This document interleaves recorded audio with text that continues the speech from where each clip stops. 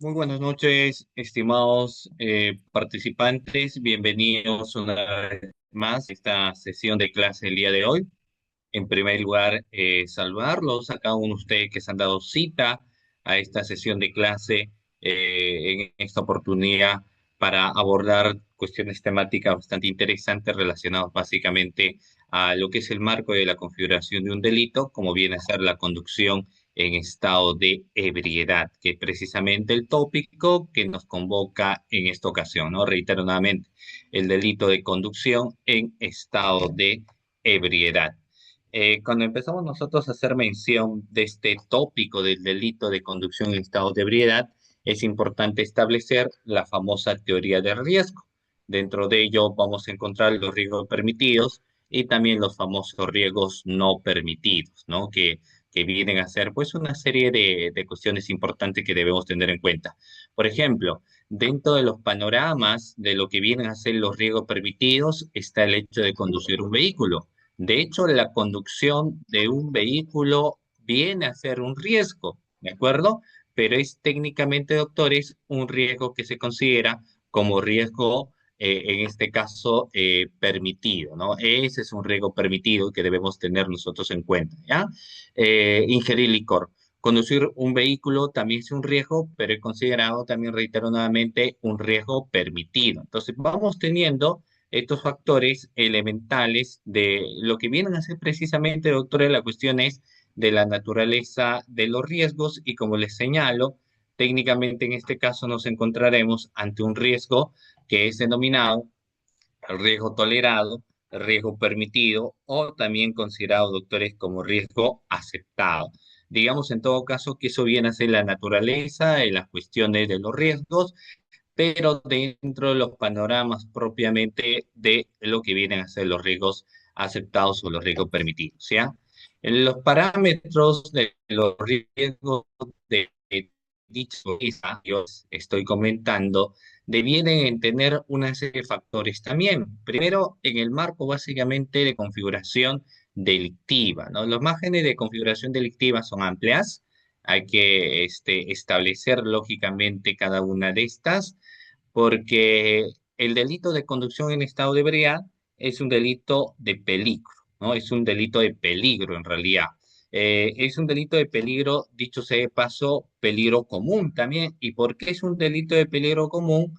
Porque está supeditado a una serie de controversias o reglas que debemos tener en cuenta, reitero, ¿no? Dentro de los parámetros, las cuestiones de lo que vienen a ser el delito de peligro común propiamente dicho, ¿ya? Estos factores que yo les señalo guardan mucha relación entonces con la sesión de clases del día de hoy, que lo vamos a desarrollar pues juntamente con ustedes. Y ya saben que cuando tienen alguna duda, alguna pregunta, tienen la opción propiamente de levantar la mano y con esa opción de levantar la mano pueden formular las preguntas que sean pertinentes y necesarias y nosotros vamos a responder las inquietudes que ustedes puedan tener a bien, doctores, de formular, ¿ya? Y como les digo, ¿no? Viene a ser un aspecto que debemos tener presentes o debemos tener siempre en cuenta, ¿correcto? Muy bien. Entonces, el factor básicamente de la conducción en estado de ebriedad nos va a permitir establecer esos parámetros, reiteradamente, ¿no?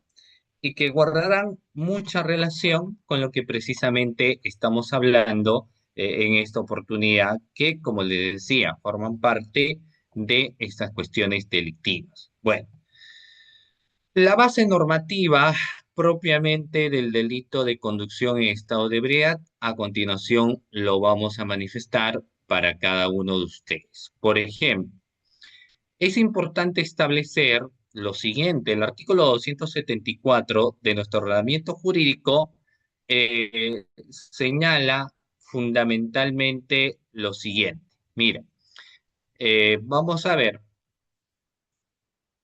Vamos a ver en ese sentido estos parámetros, doctores, que guardan mucha relación con lo que establece el artículo 274 del Código Penal, que como reitero nuevamente, ¿no? Guarda mucha relación con el tópico del delito de conducción en estado de ebriedad.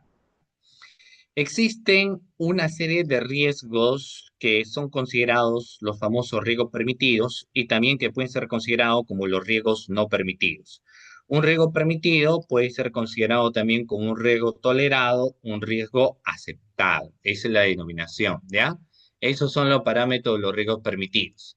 Beber alcohol también es un riesgo y es considerado propiamente un riesgo permitido o un riesgo aceptado, un riesgo tolerado. Es decir, que la población técnicamente en ese sentido acepta, por ejemplo, el hecho de consumir algún tipo de sustancia psicotrópica o droga, pero dentro, naturalmente, de lo que vienen a ser los parámetros permitidos de la norma o dentro de lo que vienen a ser los parámetros permitidos de la ley. En base a esa aceptación es donde lógicamente ingresa a tallar aquella naturaleza de los riesgos permitidos, de los riesgos aceptados, de los riesgos tolerados. El punto está ahora cuando estos dos riesgos, cuya naturaleza se entiende que es tolerada, que es permitido, se juntan. Entonces, cuando nos encontramos ante esa situación, lo que va a dar pase, doctores, es básicamente a los famosos riesgos no permitidos, a los riesgos no tolerados, a los riesgos no aceptados, ¿no? Esos aspectos que nos establece dentro de la naturaleza propiamente de los riesgos también, nos va a permitir pues evidenciar ciertas cuestiones sobre, reitero nuevamente, los parámetros de los riesgos, ¿no? Sobre todo a esencia de actuaciones procesales, que es lo que finalmente nosotros tendríamos que establecer y nos van demarcando ese aspecto, ¿no? De lo que viene a ser los riesgos permitidos, ¿correcto?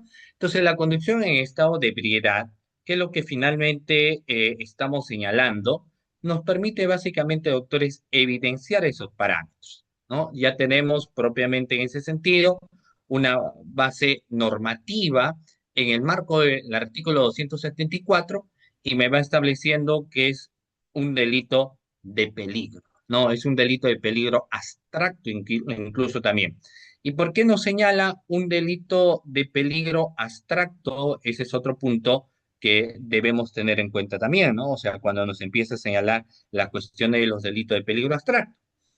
Los delitos propiamente de peligro abstracto, que es lo que estamos hablando y debemos tener en cuenta, nos va a permitir señalar esas cuestiones tipológicas que les acabo de mencionar, ¿no? Respecto a lo que estoy haciendo mención con cada uno de ustedes y que viene a ser también un factor muy importante que debemos señalar. Tenemos entonces ello y acá tenemos a los elementos del marco de configuración del delito. Y los elementos del marco ¿no? son varios, lógicamente, y debemos en ese sentido tener al sujeto activo del delito, que es lógicamente el conductor, ese es el sujeto activo del marco punitivo. Tenemos al sujeto pasivo, que viene a ser la sociedad. Tenemos propiamente el artículo 274 del Código Penal y tenemos el verbo rector, que viene a ser conducir o operar, ¿ya? Luego tenemos el elemento objetivo y los gramos de alcohol por litro de sangre en la cual una persona podría revestir, lógicamente, en las cuestiones del marco punitivo del delito de conducción en estado de ebriedad. Primero, el sujeto activo. No es un tipo penal especial, por eso es que el sujeto activo en el delito de conducción en estado de ebriedad puede ser cualquier persona. En este caso podría ser tanto un varón y podría, naturalmente, doctores, también ser una mujer. Reitero nuevamente, cualquiera de los dos podría ser el sujeto activo del delito.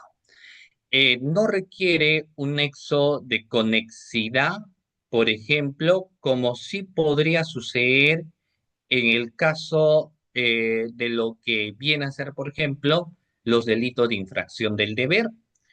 En un caso propiamente de un delito de infracción del deber, ahí sí yo necesito la existencia de una vinculación funcional. Los aspectos de vinculación funcional, en ese caso en concreto, sí son importantes, ¿no? Nos establece la conexidad de la vinculación de función. Pero en el caso propiamente de la conducción en estado de ebriedad, no es así. No se requiere una vinculación de función o conocido también como una vinculación funcionarial. En todo caso, no viene a ser, doctores, esto una regla, ¿no? Suficiente con que yo pueda saber quién es el sujeto activo del delito. Suficiente con entender ello. Suficiente con saber quién es el sujeto activo del delito, a quien lógicamente se le puede atribuir o imputar alguna conducta. ¿Ya? Esa es una regla valiosísima que yo debo, lógicamente, tener en cuenta y tengo que establecer también, estimados participantes. Luego tengo el verbo rector, que no es otra cosa que la conducta prohibida. El verbo rector o conducta prohibida está demarcada, uno, en el aspecto de conducir propiamente, ¿no? O sea, tengo un primer elemento que guarda relación básicamente con la esencia de conducir un vehículo. Ese es uno de los primeros elementos. Pero también tengo operar, y ahí lo que tendríamos que agregar es el aspecto también, doctores, relacionado a maniobrar. Es decir, yo tendría en cuenta básicamente este cúmulo de aspectos, ¿no? Que resultan siendo muy importantes y que por supuesto que sí debo tener siempre en cuenta o debo tener presente, ¿correcto? Entonces vamos teniendo conducir. Conducir no es otra cosa que llevar un vehículo de un lugar a otro. Ese es el aspecto, doctores, de conducir. Transportar un vehículo que se puede encontrar en un determinado lugar a otro lugar, ese es el aspecto, doctores, relacionado lógicamente a los parámetros de una conducción. Eso hace referencia a conducir. En cambio, operar va un poco de la mano de las cuestiones netamente, doctores, de lo que viene a ser maniobrar. ¿Correcto? Reitero, operar guarda relación a los parámetros de lo que vendría a ser en este caso maniobrar. Una de las personas sostiene que los parámetros de maniobrar podría ser incluso solamente el hecho de encender el vehículo, para que yo pueda tener en cuenta que ya estamos hablando de los parámetros propiamente de lo que viene a ser maniobrar. No, o sea, y eso es algo bastante interesante porque uno sostiene solamente el hecho de encender un vehículo como tal, ya tendría el marco de configuración delictiva, nos establece en este caso muy bien la norma, ¿no?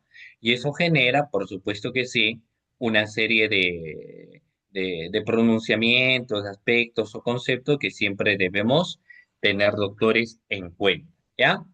Luego tengo al sujeto pasivo del delito, que en este caso viene a ser la sociedad propiamente dicha, ¿correcto? Propiamente dicha.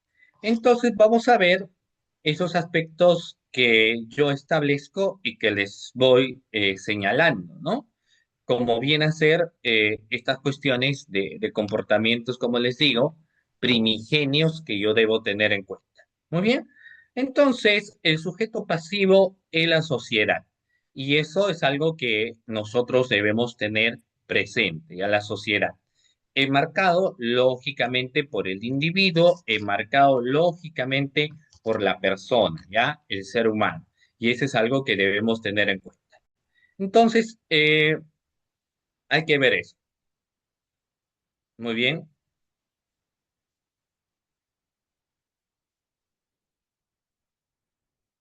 Vamos a ver,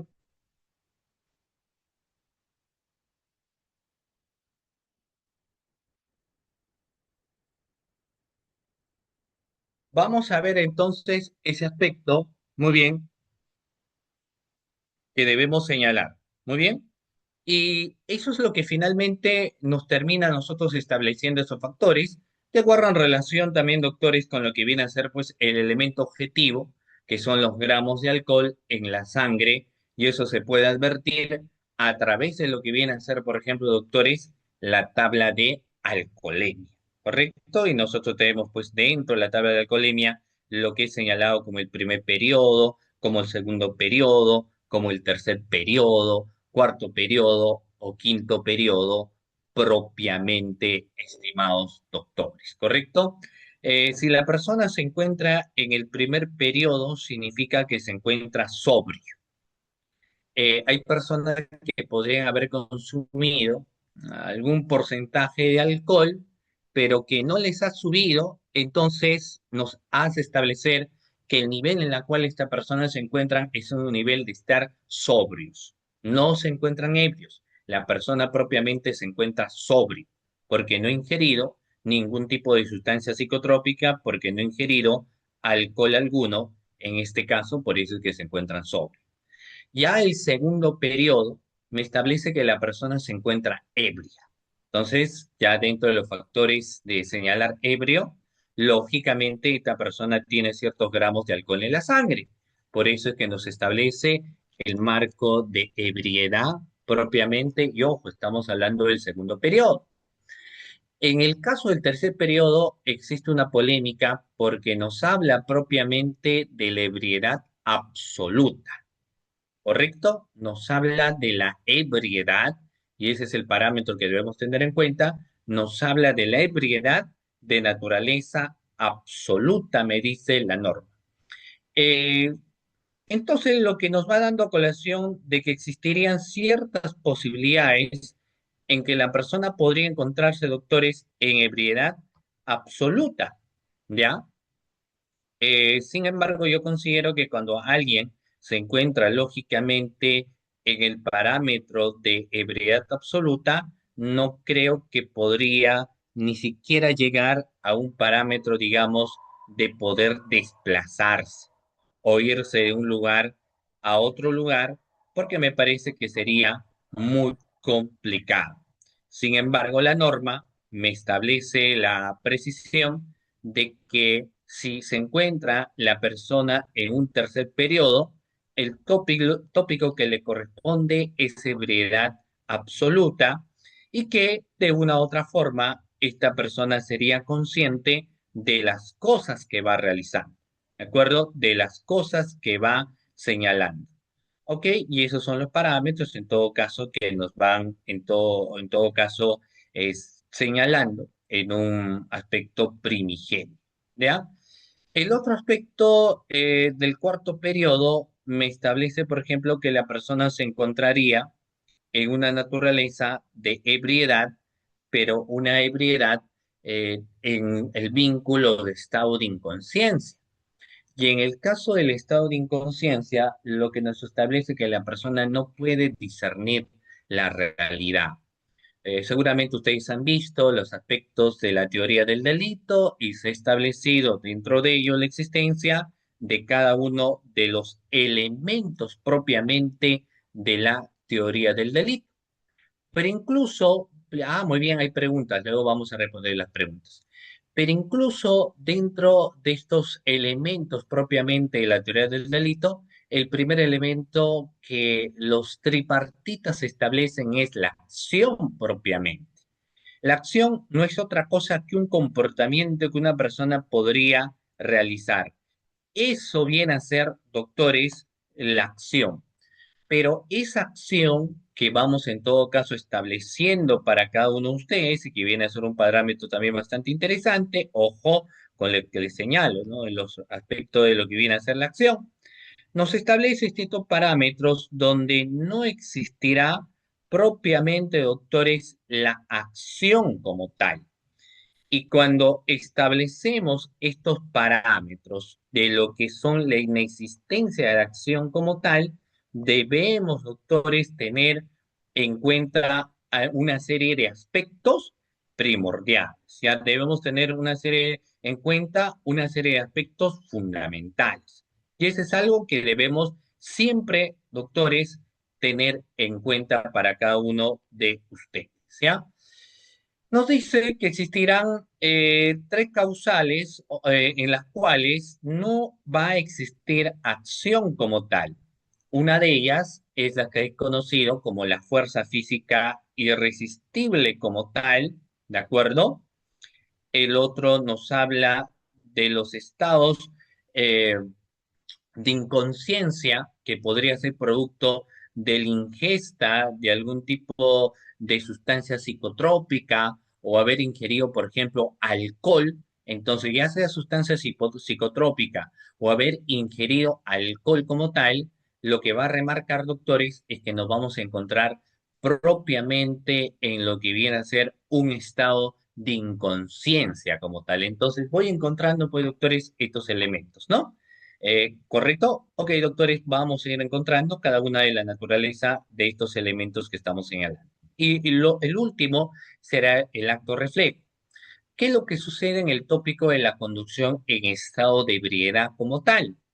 Lo que va a pasar, por ejemplo, ahí, ¿no? En el marco punitivo, ¿no? De este delito, es que si la persona se encuentra dentro del parámetro propiamente de lo que viene a ser un, digamos, estado de inconsciencia, y fíjense que la norma nos establece de esta manera porque tal vez ha atropellado a alguien.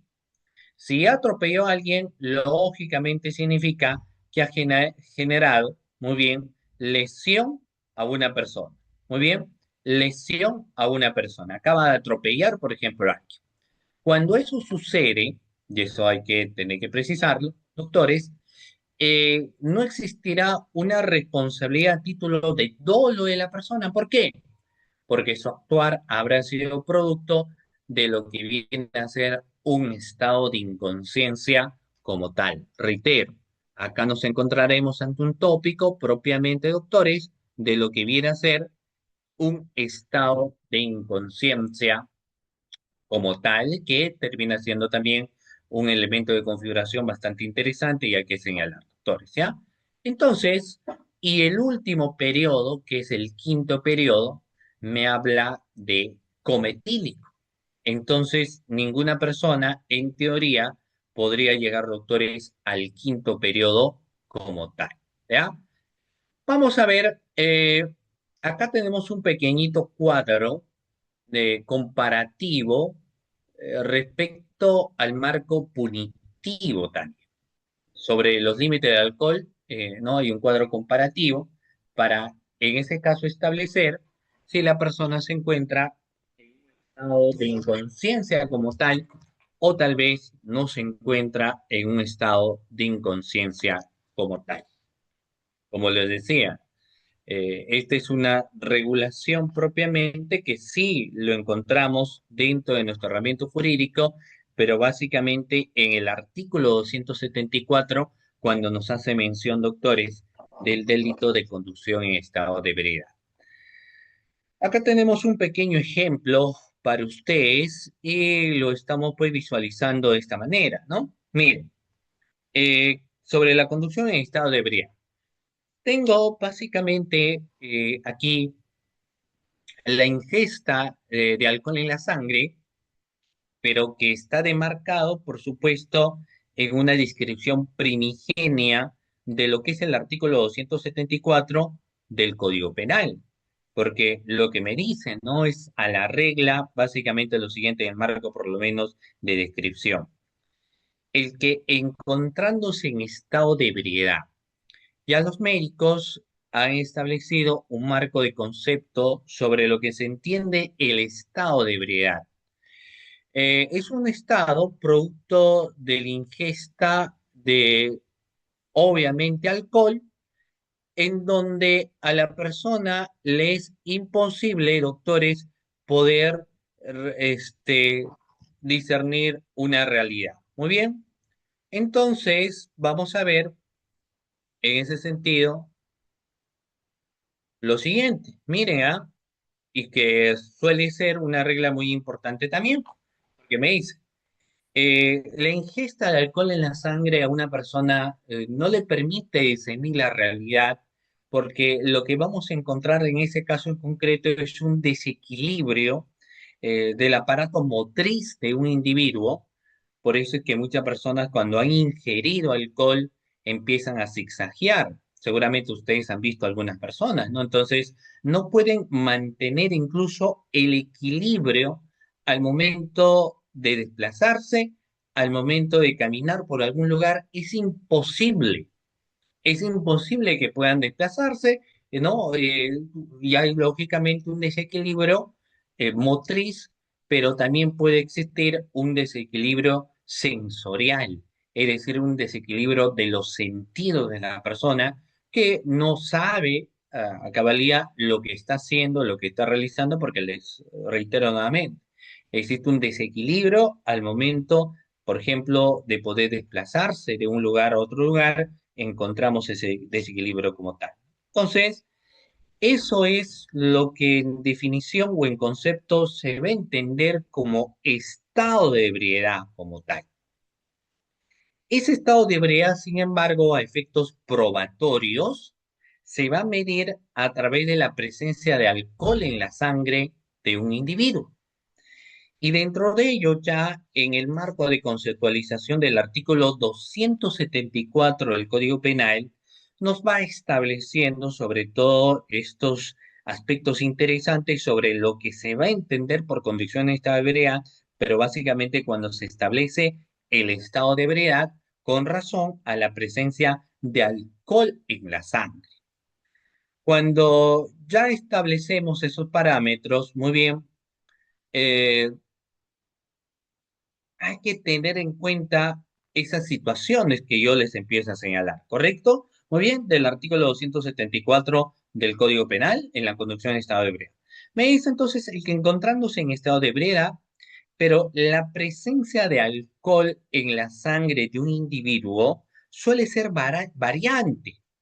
La presencia de alcohol en la sangre de un individuo, doctores, es variante, porque puedo tener con proporciones de gramos de alcohol en la sangre mayor a 0,5 gramos litros, o bajo defectos de drogas, ¿no? Y ahí, bueno, aparte de la droga, me establece que pueden ser estupefacientes, sustancias psicotrópicas o sintéticas, hasta ahí me queda, porque luego ya tenemos los temas de pena privativa, cuando me establece que será no menor de 6 ni mayor, por ejemplo, de 2 años. Luego me establece con los temas de prestación de servicios para la comunidad, por ejemplo. Sin embargo, no solamente vamos a establecer la conducción cuando se trata de vehículos, porque en ese sentido existe una división. Por un lado encontramos los vehículos particulares y por el otro lado lo que vamos a encontrar es el transporte público o de carga. Sí, lo encontramos como tal, transporte público o de carga como tal, ¿ya? Eh, ya en ese sentido encontramos un segundo párrafo, propiamente el artículo 274 de nuestro ordenamiento jurídico, ¿ya? De nuestro ordenamiento jurídico, ¿correcto? Muy bien.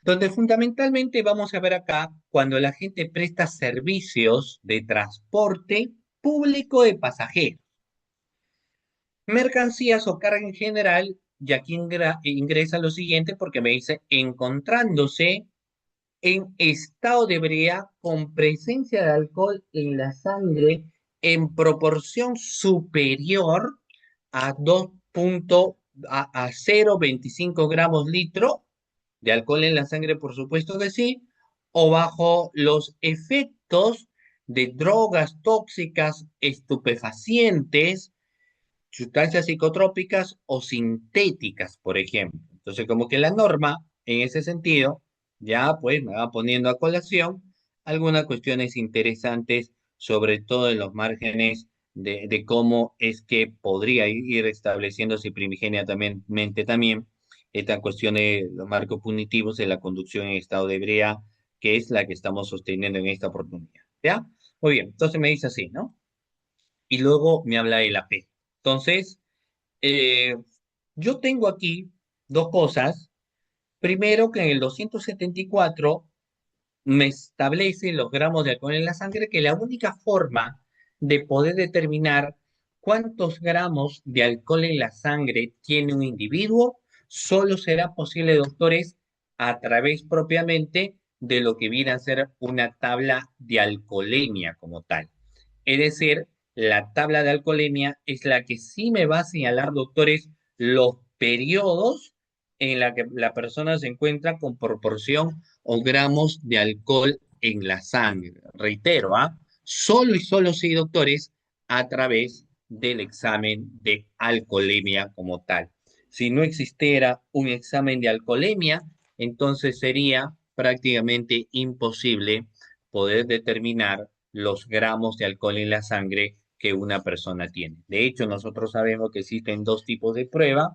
Una prueba que podría ser denominada como la prueba cualitativa y la otra prueba, también bastante interesante que encontramos, es la prueba cuantitativa como tal, ¿no? Entonces encontramos propiamente dos pruebas. La prueba cualitativa por un lado y por el otro lado encontramos propiamente la prueba cuantitativa, ¿no?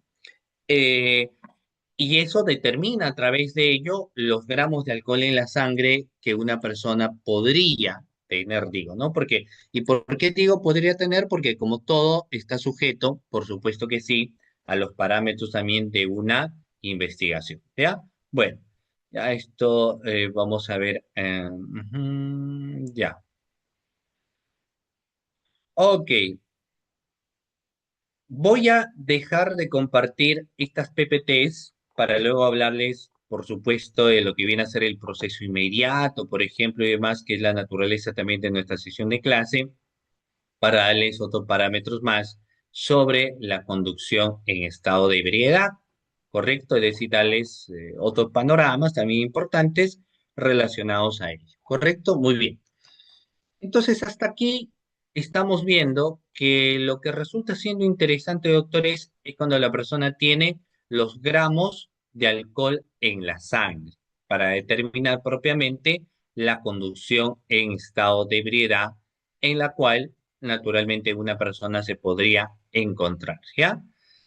Pero no es suficiente con que yo encuentre en una persona los gramos de alcohol, sino que yo tengo que tener en cuenta en el marco también, doctores, de configuración delictiva, una serie de comportamientos propios que recién me van a permitir a mí establecer que yo me encuentro, por ejemplo, ante el delito de conducción en estado de ebriedad, ¿no? Es decir, una serie de aspectos interesantes que sí a la postre me señalan la existencia de la conducción en estado de ebriedad y estas vienen a ser los siguientes comportamientos que hace un momento también nosotros estábamos muy bien estableciendo para cada uno de ustedes. Porque lo les decíamos, ¿no? Uno de estos aspectos va relacionado con los parámetros de conducir un vehículo. Y conducir un vehículo no es otra cosa que llevar un vehículo propiamente, doctores, de un lugar donde se encuentra a otro. Eso viene a ser la conducción. Yo transporto, yo llevo un vehículo de un lugar donde se encuentra y lo traslado en otro lugar, entonces es el parámetro propiamente de lo que viene a ser la conducción, por lo menos primigeniamente, ¿no? Llevar de un punto A un punto B un vehículo, esa es la conducción. Luego me establece la categoría de operar, pero aquí sí me establece operar o maniobrar. Entonces, encender un vehículo para muchos no configuraría un marco delictivo porque uno dice sencillamente está encendiendo el vehículo, pero eso no es así. El hecho de haber encendido el vehículo es que ya se está poniendo en marcha el medio de transporte. Y el poner en marcha un medio de transporte, lógicamente, corresponde a la naturaleza de operar. Ya cuando posteriormente pudo haberlo puesto en marcha el vehículo y empieza a realizar ciertas maniobras, entonces ya va a configurar la otra conducta también de lo que viene a ser la conducción en estado de ebriedad, pero en este caso cuando nos habla maniobrar. Acá me dice, ¿no? Vehículo motorizado. Va al tema de las motos. Y el segundo párrafo, para empezar, los gramos de alcohol en la sangre, porque no son los mismos gramos de alcohol en la sangre que son 0,5 gramos de alcohol en la sangre, ¿verdad? Sino que en el siguiente lo que encontramos son 0,25 gramos de alcohol en la sangre de un individuo.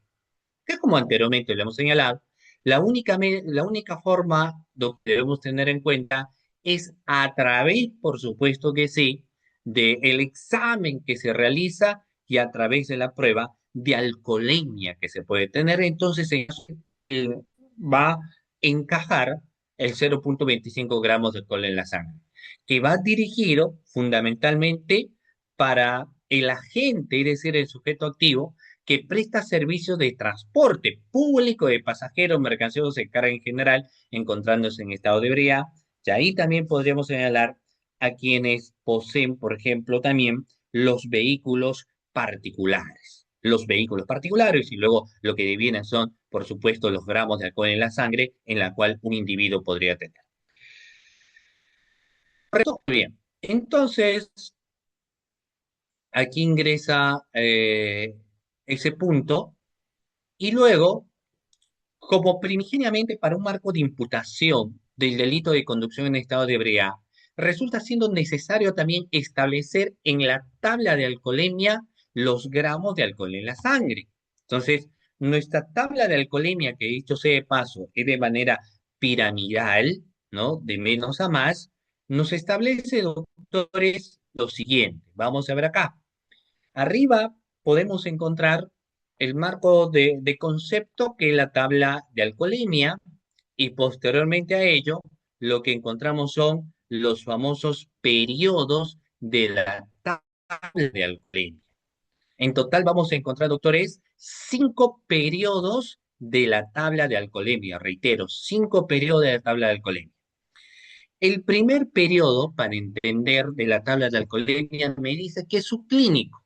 ¿Eso qué significa? De que puede ser que la persona esté brindando con un vino, con un vasito y demás.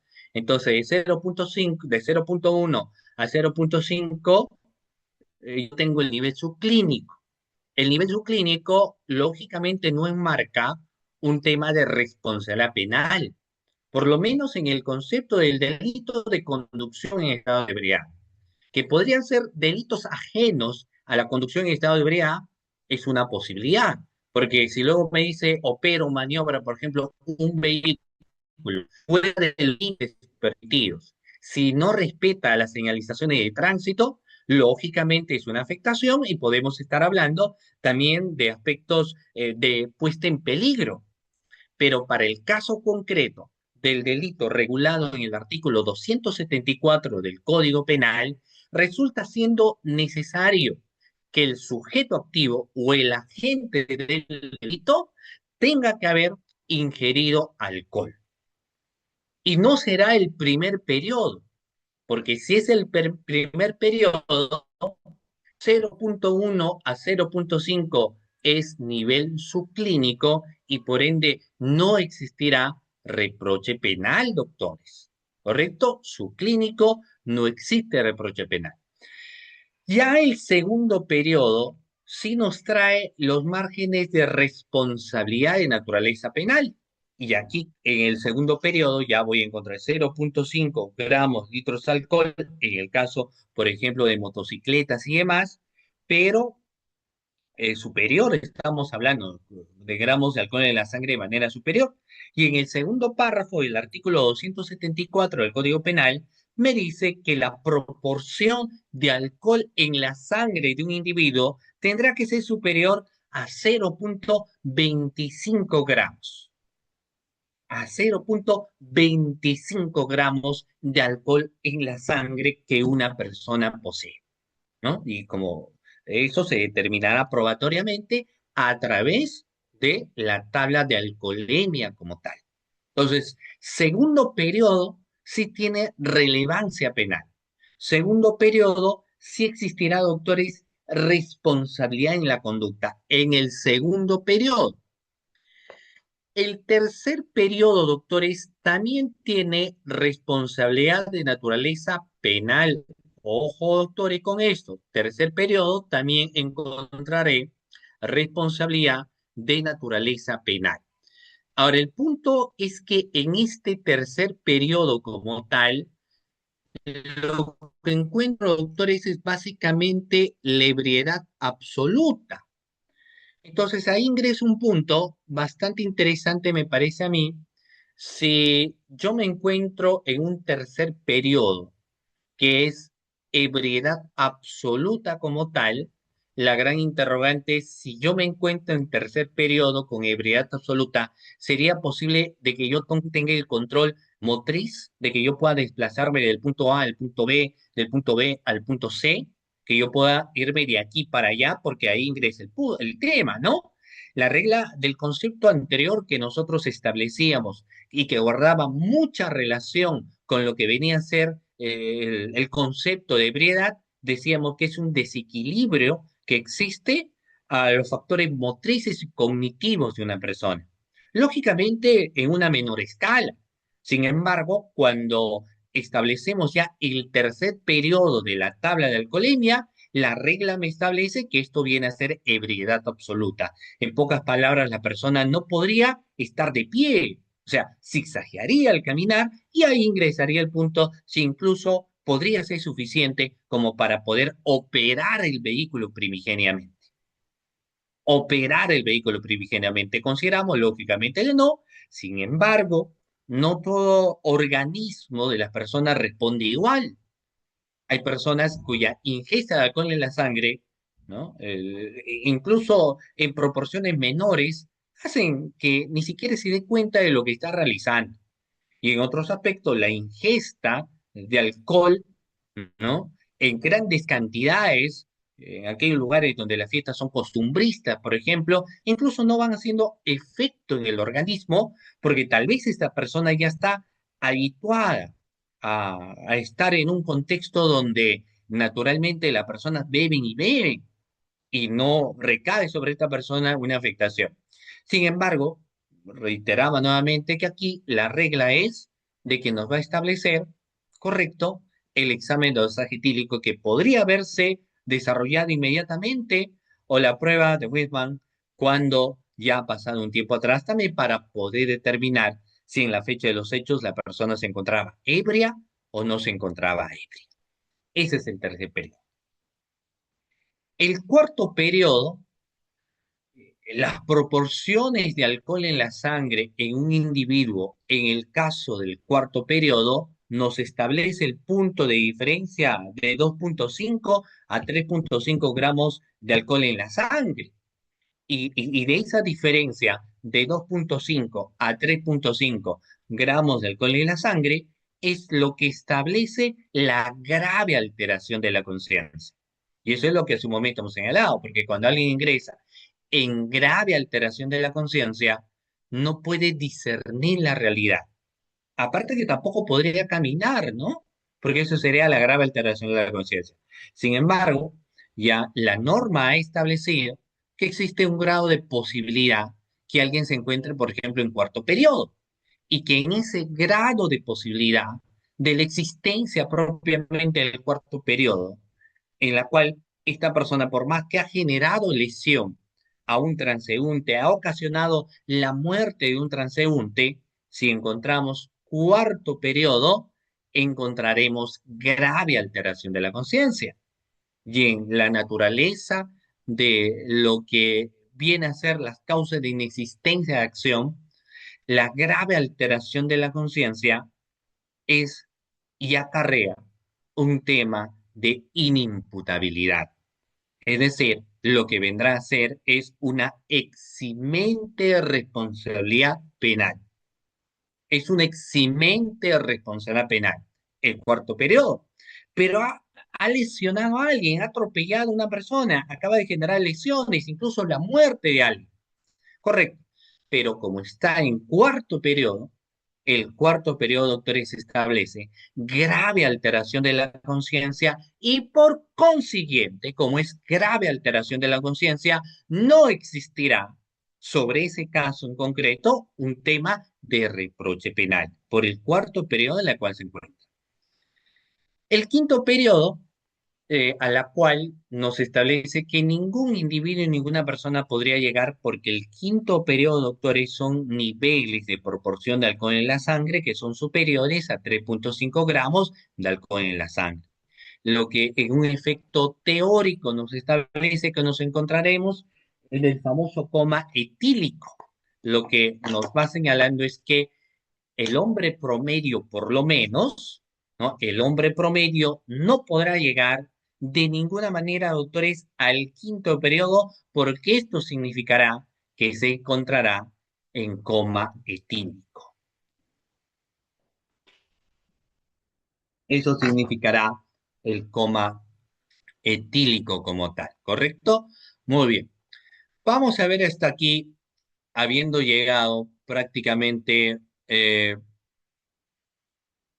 digamos, a la sesión de clase. Si tienen alguno de ustedes alguna pregunta, lo pueden hacer, doctores, a través de la opción de levantar la mano. Tal vez ustedes, alguno de ustedes que hagan una pregunta, yo sé que me han dejado en el chat, pero de preferencia tal vez que podrían hacerlo levantando la mano. ¿Ya? Muy bien, como para poder atender mejor las dudas o inquietudes que ustedes puedan tener. Yo sé que me han dejado en el chat, pero eh, tienen la opción de levantar la mano para que puedan formular su pregunta correspondiente. ¿Correcto? Muy bien. Ya tengo al doctor Juan. Vamos, aparte del doctor Juan, ¿quién más? Opción de levantar la mano. Solamente 5 personas que puedan hacer preguntas. Voy a empezar con el doctor Juan. Adelante, doctor Juan, lo escucho. Buenas noches, doctor. Doctor, mi pregunta era que en el caso de ebriedad, conducción por ebriedad, eh, es intervenido un conductor que está en estado etílico. Los dosaje etílico obviamente sale que está confirma su estado, pero no ha causado ni lesiones ni tampoco daños materiales. Mm. Es detenido. Solamente 24 horas y le dan libertad o necesariamente tiene que pasar a la fiscalía. No, no, claro. Lo que pasa es que nosotros, por ejemplo, en un concepto del marco de configuración del artículo 274 del Código Penal, nos establece que es un delito de peligro común, ¿no? En la cual el solo hecho, digo solo hecho, de conducir un vehículo sin haber generado alguna lesión corporal a un individuo, sin haber atropellado y causado la muerte a alguien, ya configura un delito, porque es de peligro. Por eso es que sí ven a una persona conduciendo, zigzagueando de forma temeraria un vehículo y los agentes policiales sospechan que algo está sucediendo, entonces lo van a intervenir, le pedirán sus documentos y le solicitarán o pedirán que les acompañe a la dependencia policial para que se pueda tener una muestra de sangre. De esa muestra de sangre pasará al laboratorio, esperaremos los resultados. Ahora, el tema está de que cuando alguien va a la dependencia policial, en el caso de alguien que se le va a practicar el examen de desfaje etílico, tendría que ir en condición o en calidad de intervenido, ¿no? O perdón, de retenido. Y ustedes muy bien saben que cuando a una persona se lo lleva en una condición de retenido, eso nace básicamente en la finalidad de identificación, por ejemplo, del documento nacional de identidad, o sea, para finalidades netamente de identificación como tal. Muy bien. Entonces, vamos a ver, eh, vamos a ver, eh, eh, y eso es algo que debemos tener en cuenta, ¿ya? Y eso es algo que, como lo reitero nuevamente, hay que tener en cuenta y esa es una naturaleza muy importante que debemos, en todo caso, establecer. ¿Ok? Tendría que ir como retenido. Ahora, el marco de tiempo en la cual una persona dormido no debe exagerar las 4 horas, lo cual significaría que tiempo vencido de 4 horas, la persona tendría que estar libre. La persona tendría que volver a su casa, tendría que volver a su hogar. Se encuentra libre esta persona, ¿correcto? Eso significa que para que se le encuentre, se le entregue la muestra de alcoholemia, tendría que regresar como citado. El efectivo policial tendría que citarlo para que él regrese y si supera los límites permitidos en base a lo que hemos establecido en la tabla de alcoholemia, entonces, naturalmente, doctores, si eso se advierte, si eso se ve, si eso tenemos en cuenta, entonces, en ese caso en concreto, ¿correcto? En ese caso en concreto, se tendrá que detener. Pero esa es la teoría, porque eso es lo que sucede en la práctica que la persona intervenida, que solamente tenía que estar 4 horas, como tal, no está a las 4 horas, sino encuentra 5, 6, 7, 8, 9 10 horas, o a veces hasta el día siguiente. Y ni qué decir en esos lugares donde se tiene que enviar la muestra que se ha recabado para que luego del estudio correspondiente tengan que devolver y de esta manera se pueda ver si efectivamente la persona está o no dentro de los límites permitidos de haber ingerido alcohol. ¿Correcto? Entonces, la regla sería que le tendrían que dejar en libertad, si no ya es diferente, ¿ya? Ojo, reitero, no se olviden, estoy respondiendo sobre todo las preguntas que están con la opción de levantar la mano. Tengo al doctor George Cruz, ¿no? Lo escucho. O Jorge Cruz. Doctor, ¿qué tal? Adelante, Muy buenas doctor. noches, ¿cómo está? Un gusto Buenas poder noches. escuchar su ponencia, doctor. Mi pregunta sería lo siguiente. Mayormente las personas cuando están en estado de ebriedad y pueden ser intervenidas por un efectivo policial, en este caso, hacen un acta en el situm, como se dice, ¿no? Por estado de ebriedad, pero esta persona o este efectivo policial lo dispone al área de accidentes, a la sección de accidentes de tránsito, y no es la persona que lo interviene en el sitio, mejor dicho, ni tampoco en la papeleta consignan los datos como testigo de la persona interviniente. En estos casos, mi pregunta relevante sería, ¿la sesión de accidentes o de investigación de accidentes de tránsito tiene potestad para poner papeletas dentro de las comisarías por estado de ebriedad en una papeleta M2? Bueno, acá nosotros estamos haciendo una referencia básicamente penal porque la otra es administrativa, ¿no? El otro es el aspecto administrativo. Eh, Acá el punto clave, incluso, ¿no? ¿Cuál sería el procedimiento que se tendría que seguir? Eh, lo ideal en un tema como tal de conducción en estado de ebriedad, se haya ocasionado algún choque a otro vehículo, se haya lesionado a una persona, se haya causado la muerte a alguien, y por ejemplo no se encuentra en ese lugar in situ, lo que vienen a hacer los efectivos policiales de tránsito, si no se encuentran efectivos policiales, ellos tienen una labor preventiva.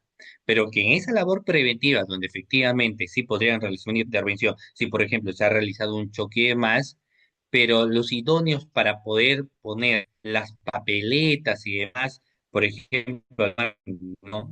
de lo que pueda corresponder, son los efectivos policiales de tránsito, que luego estos lo podían derivar, por ejemplo, ¿no? a la unidad de accidente de tránsito para las cuestiones de la papeleta. Acá, lo que a efectos penales nos va a interesar es cuál es el resultado que tenemos básicamente de este suceso, que va a terminar siendo determinante.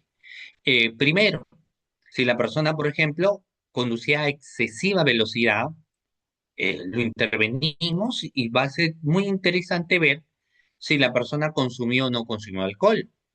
Porque si no consumió alcohol, entonces estaremos ante fallas administrativas de tránsito. No, no cumplimiento de las señalizaciones ni de la velocidad permitida para poder manejar un vehículo. Entonces, se tendrá que aplicarle la sanción correspondiente, pero a nivel administrativo. Pero esa misma forma de ese suceso podría variar si, por ejemplo, ahora se determina de que la persona ha consumido alcohol. Entonces, la ingesta de alcohol en la sangre va a ser determinante porque al margen del tema administrativo que podría existir, lo que aquí vamos a ver es que este acontecimiento va teniendo también relevancia penal. Y esa relevancia penal va a estar en el marco de configuración de conducción en estado de ebriedad, ¿correcto? Luego, las otras cuestiones administrativas ya es distinta, ¿no? Entiendo que ustedes han tenido las clases en procedimientos administrativos, a efectos de lo que nosotros hemos visto en vías penales como tal, es que puede ser la el examen de alcoholemia y que la persona en esas situaciones tuvo que haber llevado como retenido como tal. ¿Ya? Bueno, a ver, vamos, cuatro preguntas más para continuar. Tengo al doctor Henry Mesa. Adelante, doctor Henry. Doctor, buenas noches. Doctor, Buenas noches, le doctor. consulto, mire, tengo dos preguntas. Ya, una Este, pregunta nomás, doctor, por tema de tiempo. Elija una preguntita. ya, doctor, ya, si una persona está conduciendo su vehículo en estado de ebriedad absoluta y junto a él, en un vehículo menor motocar, y lleva un pasajero que también está en estado de ebriedad absoluta y este se cae, ¿es responsable el conductor por la muerte de Ninguno este? será responsable. No, es que no, pero mira, claro, o sea, el tema del cuarto periodo de la tabla de alcoholemia, que es verdad absoluta, nadie es responsable. ¿Por qué? Porque la norma ya establece que esto viene a ser un estado de inconsciencia. No, doctor, O se encuentran en estado de ebriedad de absoluta. la Uno salió absoluta. con, el conductor salió con 1,86 y el pasajero salió con Ah, ya, 2,15. Pero este se ha ya, caído. ambos, Entonces, ya. Ambos se encuentran en tercer periodo. sí, el pasajero murió al caerse, ¿no? Se golpeó la No, cabeza y pero murió. ya claro, Sí, ambos se sí, encuentran en tercer periodo. sí, sí, Ya, sí. ahí sí es responsabilidad. O sea, mira, va a depender mucho, porque si yo hablo del cuarto periodo, el cuarto periodo es estado de inconsciencia. Estado de inconsciencia nadie se responsable penalmente, correcto, por más incluso que existiría muerte. Pero si me encuentro en ese periodo donde me establece la ingesta de alcohol en ebriedad absoluta, entonces ya hay una complicación. Pero no es tan sencillo, ¿no? No es tan sencillo de decir de quién finalmente es la responsabilidad. Yo tendría que ver, se chocaron con alguien más, ¿no? Conducía excesivamente. Ya el hecho de estar ebrio ya es una situación como tal. Acá ya hay un resultado, que es una muerte. Entonces, primero el hecho que la persona que conducía un vehículo ya ponía en peligro, no solamente la vida de que a quien estaba yendo como copiloto pasajero, sino de la sociedad en sí. Entonces, naturalmente, a esta persona se le tendrá que imputar conducción en estado de ebriedad seguida de muerte. ¿Correcto? Eso tendrá que ser el marco de imputación que se le tendría que dar. Conducción en estado de ebriedad seguida de muerte. Ujú. Tengo al doctor Willy Hugo. Adelante, doctor.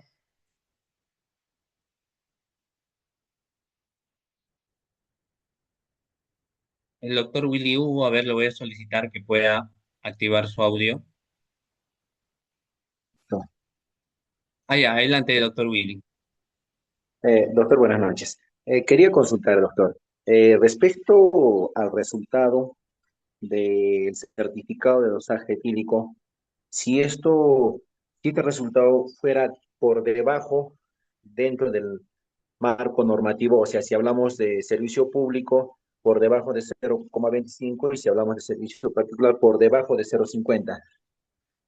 Para una sanción penal, Ministerio Público puede aplicar el método Midward, que es muy conocido actualmente para la sanción penal. No, o sea, pero primero vamos a ver, no sé, por supuesto que va a aplicar y que va a ser determinante para la sanción penal. Si de repente el suceso de la conducción del vehículo se dio a las 9 de la mañana, o se dio a las 11 de la noche, 10 de la noche, 7 de la noche, el horario que fuera, pero no lo ha intervenido directamente. Esta persona tal vez se dio a la fuga, o después se dieron cuenta porque tal vez en ese lugar no había policías y demás, entonces, y después de 4 horas, 5 horas, 6, 7 o un día, encuentran a esta persona porque hicieron el seguimiento a través de las cámaras de videovigilancia, por ejemplo. Entonces dieron con su paradero. Naturalmente, si se les toma la muestra el examen de dosaje etílico, el porcentaje de alcohol en la sangre, es muy posible que esté por debajo de los 0,5 gramos litro de alcohol en la sangre, en el caso de motocicletas, por ejemplo, o menor a 0,25 en el caso del transporte público de pasajeros, mercancías o cargas en general. O sea, que es posible, sí. Y no será en todo caso esa muestra que en ese momento se está obteniendo la muestra que será considerado como válida. Ahí es donde a nivel de investigación uno tendría que utilizar el método que estamos hablando para poder de esta manera, ¿no? A través del procedimiento que lógicamente los especialistas conocen, es que realmente los gramos de alcohol en la sangre hace 7 horas, ¿cuánto era? Ya con ese método que se puede aplicar, incluso la otra parte podría contraexaminar y objetar también, es válido, pero por lo menos aspectos del Ministerio Público, sí, podría terminar sancionándose o imputándose a una persona el marco de configuración de delito en ese caso en concreto, con la aplicación del método que se ha señalado. ¿Correcto? Doctor, sí, doctor, ¿habrá alguna normativa respecto a ello para nosotros? No, O es sea, que es para que... una pericia, es una pericia. Así como el Ministerio Público está facultado y ese es el proceso mismo para, en casos, ¿no? de algún análisis científico técnico, y esto necesita un análisis científico, necesita un análisis de laboratorio. Entonces, lo que va a hacer el fiscal es, en base a lo que establece la norma respecto a la realización de pericias, establecer dicho método a efectos de qué? A efectos de determinar si la persona al momento de producirse el suceso, el acontecimiento y demás, se encontraba con ingesta de alcohol o no en la sangre. Ahora, ese método va a tener que correr trasladado a las partes. Las partes pueden cuestionar ese método, ¿no? O incluso presentar a través de ello, ¿no? Sus supuestos exámenes. En el último caso que sucedió, de esta persona que estaba, esta deportista, ¿no? Que estaba corriendo por un lugar y les faltaba y lo atropellaron. De acuerdo a lo que dijo el abogado Moreno, es que se hicieron una prueba en una clínica particular. Entonces, si se hiciera una prueba en una clínica particular, el Ministerio Público, por supuesto, puede aplicar este método, ¿no? Pero ya la otra parte tiene su prueba donde establece que al momento de los hechos, esta persona no se encontraba con gramos de alcohol en la sangre, por ejemplo. Entonces, el basamento legal siempre va a ser el contexto de lo que establece la pericia para efecto de investigación. Ujú. Ahora, propiamente, pues no te señala para el método tal, hay un marco normativo, etcétera, no, ¿no? Sino que a nivel procesal siempre van a basar en el base al desarrollo de uno de los medios probatorios, como viene a ser la pericia. Ujú. Y tengo al doctor Juan. Adelante, doctor Juan. Doctor, buenas noches. Buenas noches, doctor. ¿Cómo está?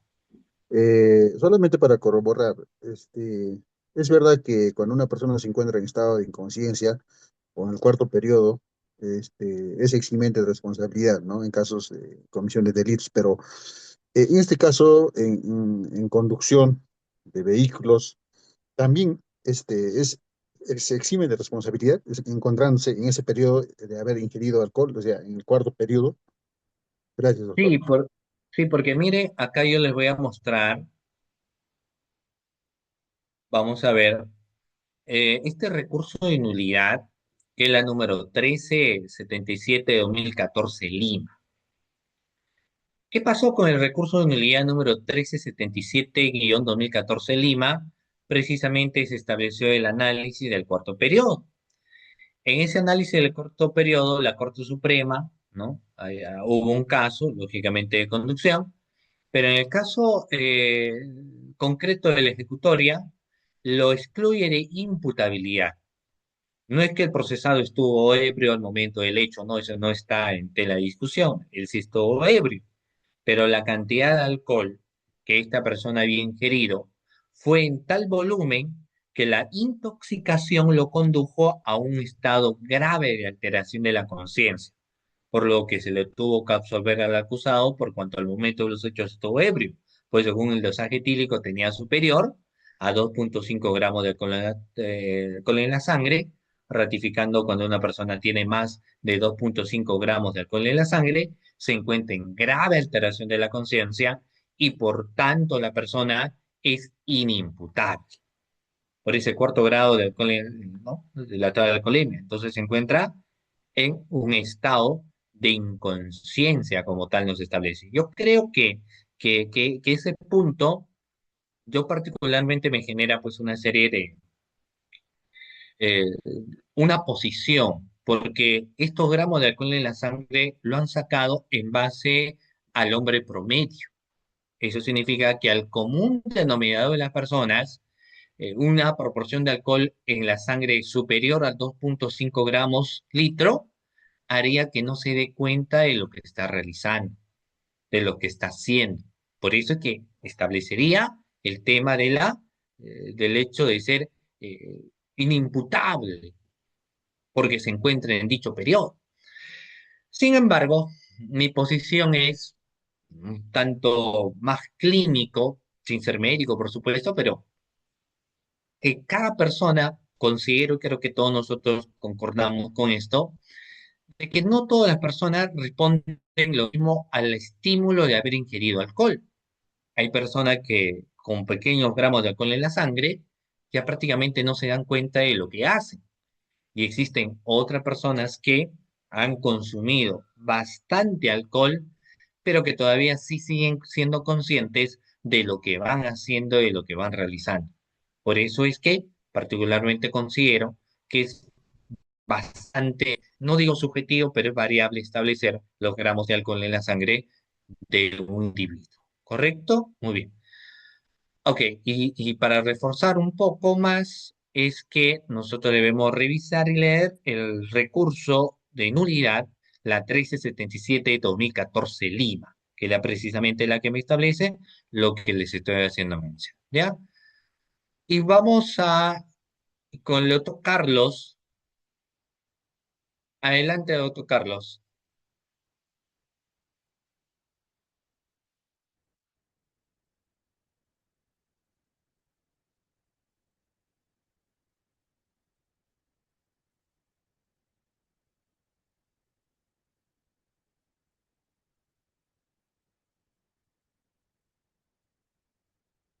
Bueno.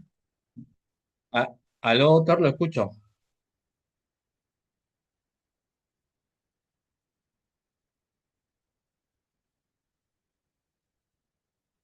Creo que hay problemas en el audio, no lo logro. A ver, lo escucho, doctor.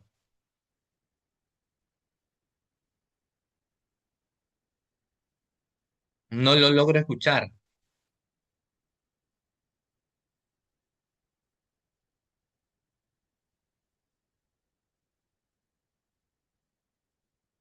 No, no lo logro escuchar, doctora. A ver si su audio está bien.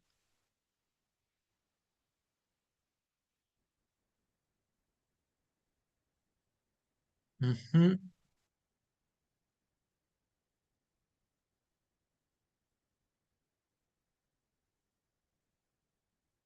Creo que ahí tenemos un problemita porque no lo logro escuchar, doctor. No lo logro escuchar. A ver, mientras que en todo caso arregle el audio, vamos a proseguir. Y aquí estábamos estableciendo, en todo caso, doctores, lo que dice el recurso de nulidad, la 1377-2014 Lima, ¿no? Bueno, acá hay un interrogante cuando nos establece el tiempo o el periodo, por ejemplo, en la cual se puede detener a un individuo. Y nos dice claramente que la detención del conductor por presunción de ebriedad, porque tampoco podríamos demarcar si la persona se encuentra ebrio, eso se verá a través de la investigación correspondiente. Aquí lo que estamos hablando es presunta ebriedad, ¿no? Reitero, eso lo veremos más adelante, que estamos hablando de presunta ebriedad. De ninguna manera tiene que superar las 4 horas sin obtener el resultado de dosaje etílico. El examen de dosaje etílico, que es la única que en todo caso puede determinar los gramos de alcohol en la sangre que tiene una persona. Si no existe examen de dosaje etílico y de por sí yo tengo las cámaras de videovigilancia, los testigos que podrían dar fe que fulano mengano ha estado ingiriendo alcohol, pero aquí yo necesito una prueba concreta como tal, y dicha prueba concreta solo será la tabla de alcoholemia del examen de dosaje etílico. ¿Sí? Ahora, doctor, creo, ¿sí? Doctor, ¿me escucha? Ahora sí la escucho. Adelante, doctor. Doctor, buenas noches. Mi consulta era la siguiente. Se entiende que por conducción en esta ebriedad es por delito de peligro común. ¿Y qué sucede en los hechos cuando un efectivo policial, digamos, del Escuadrón 105 nos interviene, pero a la hora de intervenir, el administrado se encuentra descansando en el vehículo, pero sin embargo en la acta de intervención policial consignan que ha estado conduciendo el administrado? ¿Es suficiente con la acta de intervención policial o es necesario que el efectivo policial consigne medios probatorios como son vistas fotográficas, videos o algún otro testigo para poder acreditar lo que está esbozado en el acta de intervención policial, doctor? Es una pregunta bastante interesante porque muchos solo creen el hecho que la persona se puede encontrar ebria, ¿no? Dentro del vehículo para efecto de configuración del artículo 274 del Código Penal, lo que me pide es algunas otras reglas más. Y las otras reglas más que naturalmente debemos contar con mucha relación, doctores, en el hecho de que esta persona que supuestamente ha ingerido alcohol debe estar conduciendo el vehículo, maniobrando u operando. La operación solamente es el hecho de encender el vehículo para yo establecer que se va operando el vehículo. O sea, enciendo el vehículo y yo digo ya se está operando el vehículo como tal. Y esta, naturalmente, no es necesario para la intervención de que se tenga que corroborar pues con algún medio periférico, probatorio y demás. Pero lo que sí va a tener la obligación el Ministerio Público es acreditar la conducción a través de una cámara de video, a través de una grabación, a través del velocímetro, ¿no? O de las fotos a través de la fotopapeleta que se habían dado, porque claro, necesito saber si el vehículo está en movimiento o no, si se encontraba operando o no, que puede ser que lo intervienen en supuesto estado de ebriedad y la persona sí sale en el examen de dosaje etílico que tiene los gramos de proporción de alcohol superior a los límites permitidos, pero nunca condujo el vehículo, sino se subió al vehículo porque quiso dormir en el vehículo que se encontraba en el garage, que se encontraba en la esquina, por ejemplo, entonces técnicamente eso sí nos va a advertir que no es el delito de conducción en estado de ebriedad, pero eso va a tener que probarse. La regla de probanza le corresponde a la fiscalía. Ahora, a efectos sin lugar a dudas de las intervenciones policiales, consideramos que sí, sobre todo hoy en día que se establece que tienen el factor de la conducción operativa y demás desde el inicio, por supuesto, pueden acompañar con alguna grabación, con alguna fotografía, por ahí con algunos testigos supuestamente que se han encontrado y lógicamente a través del informe y el examen que se tiene, producto del examen de dosaje etílico, lógicamente harían ver que se tiene más medios probatorios como para poder indicar el código de configuración del delito regulado en el artículo 274. Pero así no lo tenga, ya será obligación de la fiscalía. Ujú. Obligación de la fiscalía, ¿correcto? A ver, vamos a continuar, doctores, para intentar pasar al tema de proceso inmediato. Luego, cuando haya un tiempo, vamos a responder algunas inquietudes, ¿ya?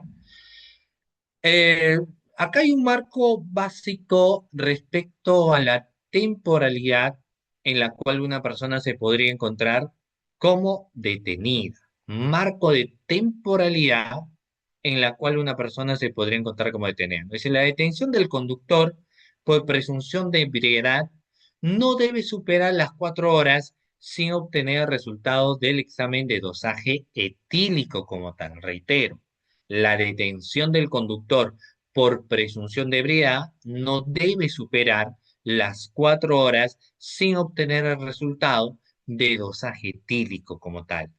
Eh, entonces, hay una naturaleza respecto a lo que el mismo Tribunal Constitucional desarrolla respecto, por ejemplo, de los temas de flagrante delito. Y se entiende que el contexto de la conducción en estado de ebriedad también será un punto relacionado a los aspectos de flagrancia delictiva. Y me pide requisitos, por ejemplo, la inmediatez temporal y la inmediatez personal. Dos tipos de inmediatez. A falta, naturalmente, del examen de dosaje etílico como prueba evidente para la configuración de la detención en flagrancia, el personal policial emplea otra herramienta legal, me dice, como viene a ser el control de identidad, con lo que se podría retener al conductor por 4 horas, tiempo que permitirá el recojo de la prueba. Sin embargo, hay que tener presente que solo este lapso solo se aplica a las personas intervenidas que no cuenten su documento nacional de identidad, que no cuenten con su documento nacional de identidad, a quienes se le va a llevar en condición de retenidas. Una vez que se les identifique plenamente, tendrían que estar libres. Si asumimos el riesgo de retener a los conductores que pese a que cuenten con documento nacional de identidad para esperar el resultado del dosaje etílico, en ese tiempo su defensa puede presentarnos, establece el habeas corpus, sin prueba alguna, ¿no? Y es que la prueba finalmente que va a determinar la conducción en estado de ebriedad es solo y solo, sí, doctores, el examen de dosaje etílico. Es la única que puede demostrar, doctores, el examen de dosaje etílico, reitero, para poder medir los gramos de alcohol en la sangre que posee una persona, los gramos de alcohol en la sangre que tiene un individuo. ¿Ok? Y ese plazo que se tiene que respetar, ¿no? Es estrictamente necesario para obtener el resultado del examen de dosaje etílico, así como la diligencia de urgencia para la configuración en flagrancia delictiva es de 4 horas. Ahora, hay un punto que muchos me señalaban y que también ponían lógicamente su apreciación, es que básicamente, doctor, es el punto relacionado, ok, a lo que es el plazo guarda mucha relación con lo que establece, por ejemplo, la Directiva Policial de la Sanidad, que es la 18-03-2017, la DIRGEN, donde establece que el tema para los aspectos del examen de dosaje etílico, en la cual una persona se la lleva como retenida, no debería exceder de 4 horas. Ahora, el punto está de que cuando terminan entregando el resultado del examen de dosaje etílico, ahí hay un gran problema, porque no es que te lo entregan inmediatamente, a veces tiene que pasar mucho tiempo para que recién te vayan a entregar el examen de dosaje etílico y ahí tenemos un punto, un problema, ¿no? Un problema mayúsculo, ¿ya? Bueno, voy a regresar a las PPTs. A ver, un momento. Mm, mm, No, no es esto. Vamos a ver acá.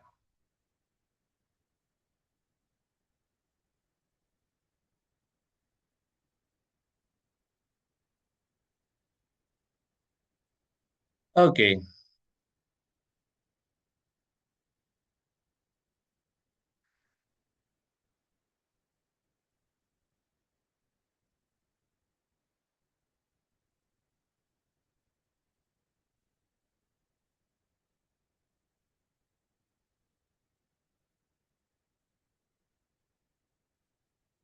ya. Tenemos entonces la regla de la alcoholemia y los límites de alcohol en la sangre permitida. Ya cuando a la persona se le encuentra con todo esto y luego se le tiene que llevar a la dependencia policial, lo que usted muy bien sabe, suele ser muy frecuente es recurrir al proceso inmediato. Entonces aquí yo le voy a lanzar una pequeña pregunta a ustedes para que me señalen qué entendemos por proceso inmediato. A ver, alguno de ustedes que me diga, doctores, ¿qué vendrá a ser el proceso inmediato? Ujú. ¿Qué es el proceso inmediato? Vamos a leer sus respuestas a la pregunta. ¿Qué es el proceso inmediato? La prueba de Hogan es después, pero de ninguna manera tendrá que sobrepasar lo que vienen a ser las 24 horas de su detención, ¿ya? Eso hay que tener en cuenta. Doctores, acá les dejo este número de WhatsApp, que es el 997-588013, ¿correcto? Ahí tienen en la cajetilla de comentarios, ¿no? 997-588013, para el material adicional también de lo que la anterior diapositiva, porque esta ya les he enviado, si ustedes quieran tener ya ahí cajetilla de comentarios. Bueno, mi pregunta iba por el tema de qué se entiende o qué se conceptualiza por proceso inmediato. Y les preguntaba, ¿no? Algunos de ustedes, a ver, ¿qué podríamos definir, qué podríamos señalar sobre el proceso inmediato? A ver, doctores, su participación es, ¿qué es el proceso inmediato? ¿Qué es el proceso inmediato? A ver, doctores.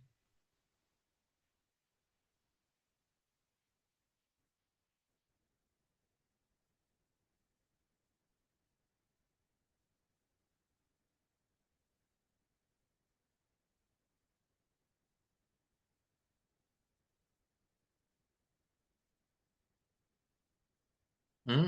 ¿Qué es el proceso inmediato, doctores? A ver,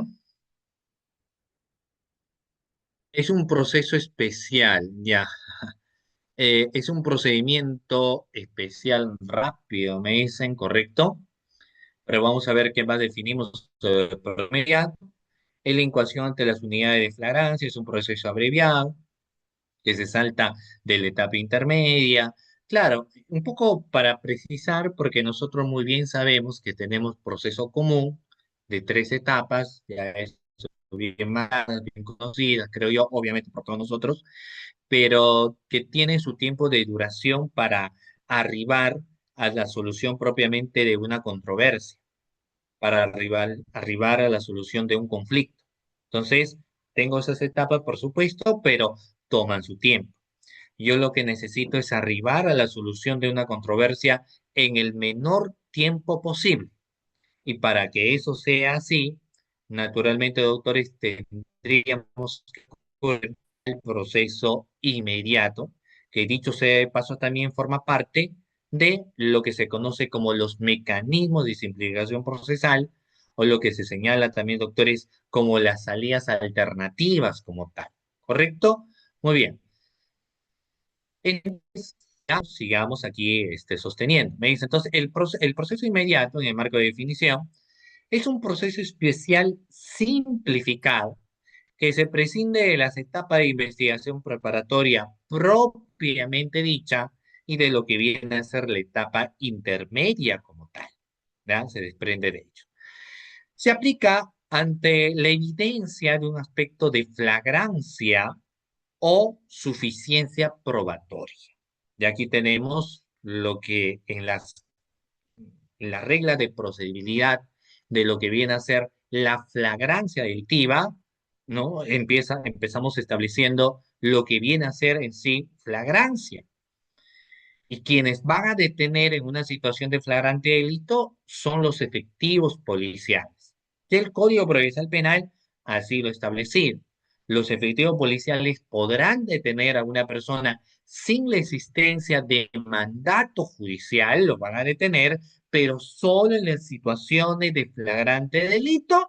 Y el Código Procesal Penal me establece 4 circunstancias para que puedan ser consideradas como flagrante delito.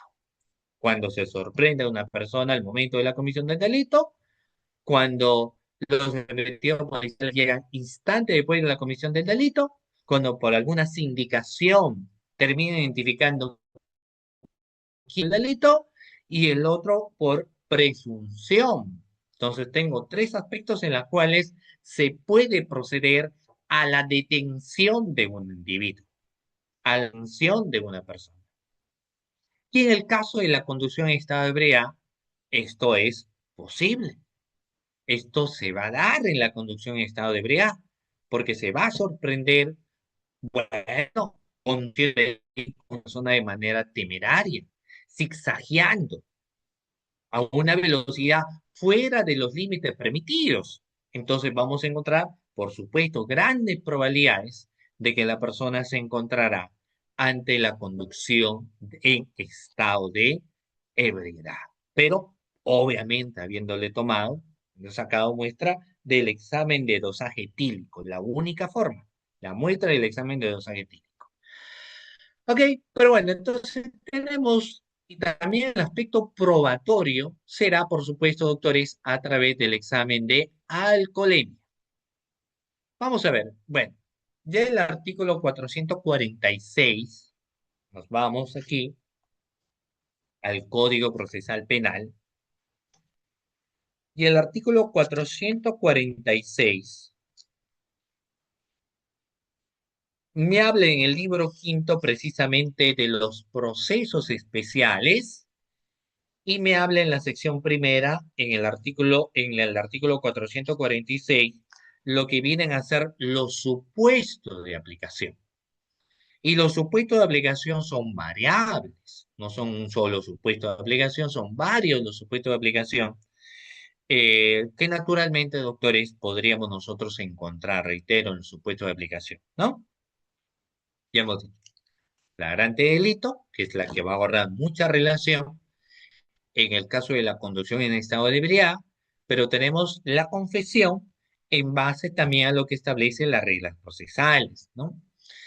La confesión, al igual que quien postula a ser un colaborador eficaz, también viene a tener una regla previa de procedibilidad.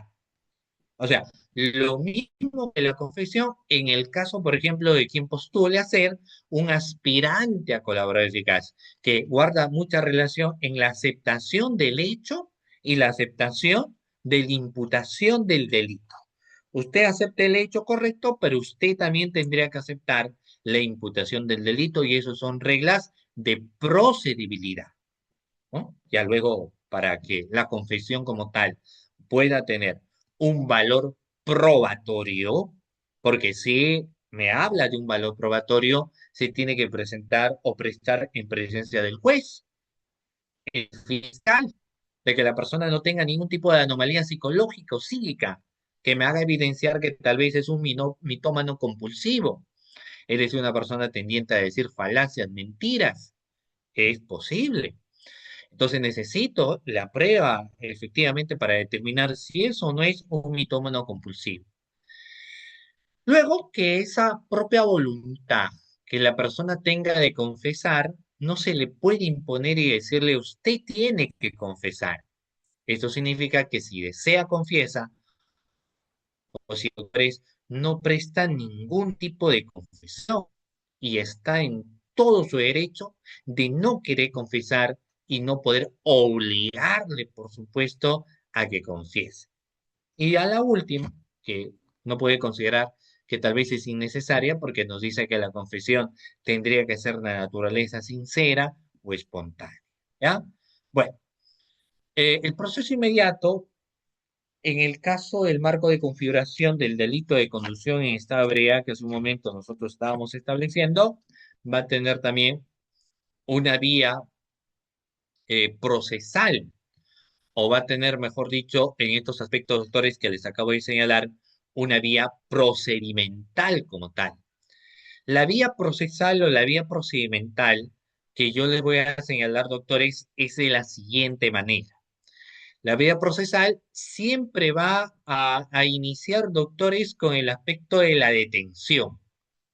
Una detención de todas maneras, doctores, empieza con una detención, que se suele dar en el típico caso de lo que les acabo de comentar, que la persona está conduciendo pues el vehículo y de repente en esa conducción del vehículo lo ven que va manejando de manera temeraria. Entonces hay que tener que intervenirlo y luego de esa intervención que les acabo de señalar, entonces por supuesto que sí, doctores, habría que tomarles un examen de dosaje etílico, y ese es en el flujograma del proceso inmediato lo que puede venir, ¿no? El examen de dosaje etílico, para ver los gramos de proporción en la sangre de una persona y para que de esa manera podamos determinar si está ebrio o no está ebrio. Ese es el examen de dosaje etílico que se le tiene que tomar.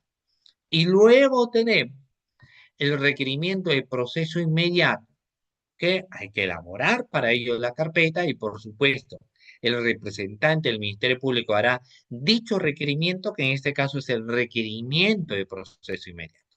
Y luego la audiencia única de incoación de proceso inmediato. Aquí el punto está a veces, porque como es conducción en estado de ebriedad, mucho se analiza el tema de la licencia de conducir en base a si esto viene a ser faltas leves, moderadas, graves, que puede dar ¿no? la clausura definitiva o momentánea de la licencia de conducir de una persona. Reitero, de forma definitiva esto puede ser o de manera momentánea. Entonces, hay una audiencia única de incoación del proceso inmediato y luego arribamos al juicio inmediato.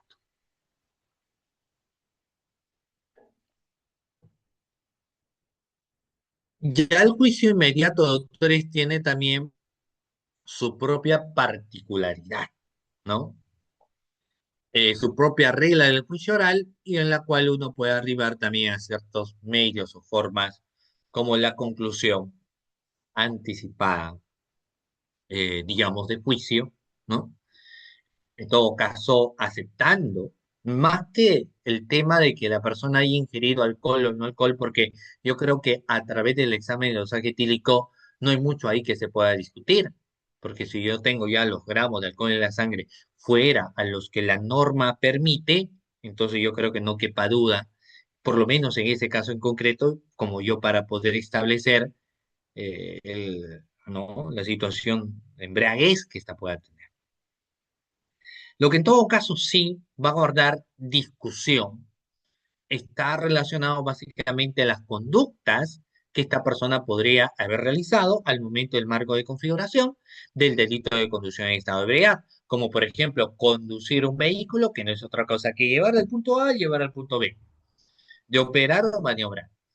Esto sí podría ser discutido, porque si yo estoy en un lugar donde de repente no están las cámaras de videovigilancia, no existe, por ejemplo, doctores, vamos a ver, eh, algo interesante, muy bien, eh, y ese es el juicio inmediato, pues, ¿no?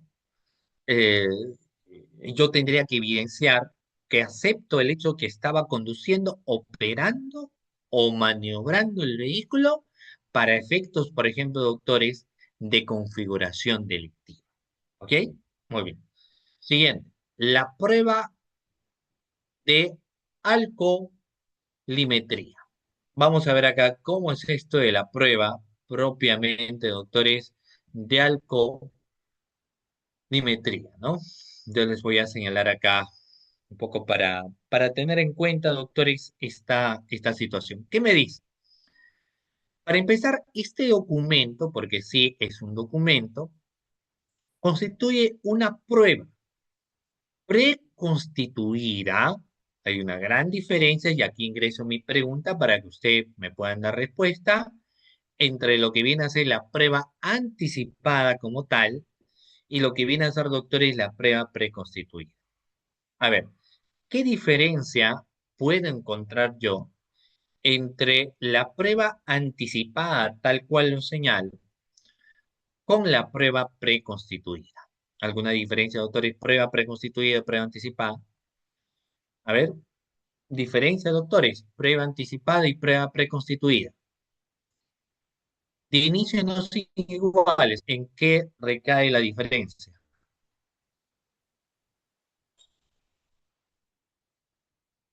Prueba preconstituida, prueba anticipada.